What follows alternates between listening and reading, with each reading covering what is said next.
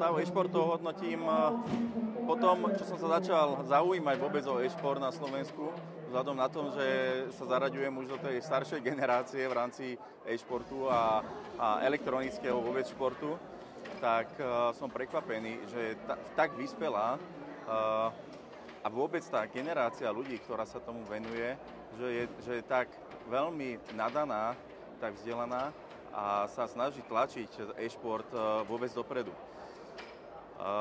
Dovolím si povedať, že som veľmi prekvapený týmto a rád by som sa stal partnerom a myslím si, že ten začiatok našich rozhovorov smeruje k tomu, že budem partner vôbec e-športu na Slovensku a dlhodobo sa venujeme podporovaniu hlavne športu vôbec na Slovensku. Venujeme sa podporovaniu športu, čo sa týka detí, čo sa týka mládeže.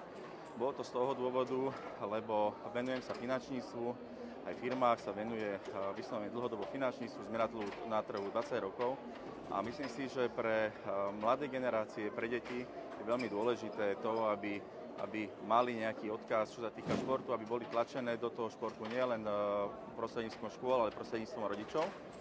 A tento rok moje okolie mi vniklo myšlienku e-športu. Myslel som si ale, že to je paradoxne niekde úplne na začiatku a je to iba štartovacia línia. Preto som rád, že som sa obklopil ľuďmi, ktorí e-športu sa venujú dlhodobo. Nie je to vôbec v plienkách na Slovensku, je to, povedal by som, vysoko profesionálne robené. Je to už, myslím, 8-7 rokov, kde tím e-športu a ľudí okolo e-športu je naozaj nadúpaný, našlapaný, čiže ja ako laik mám čo robiť, dobiehať a strašne veľa pojmov, ktoré sú okolo, sú pre mňa nové. A e-šport ako taký ma zaujal z toho dôvodu, že viete strašné alebo veľké množstvo mladých ľudí osloviť. Oslovujete ľudí, ktorí viete kreovať, ktorých kreujete v podstate od útleho veku do veku možno, ja neviem, 30-40 rokov. Ja si pamätám, kedy si pred 30 rokmi pomaly som chodieval hrávať ja ešte do internetovských kaviarní niektoré tieto sieťové hry. Dnes sa to hrá úplne v inom rozmedzi.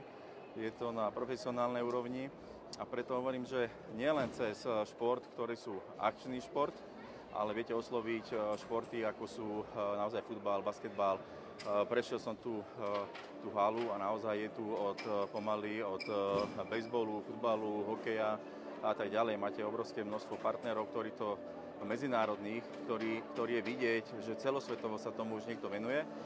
A preto si myslím, že aj v rámci tímu, aj v rámci miesta som na správnom mieste momentálne. Ďakujem.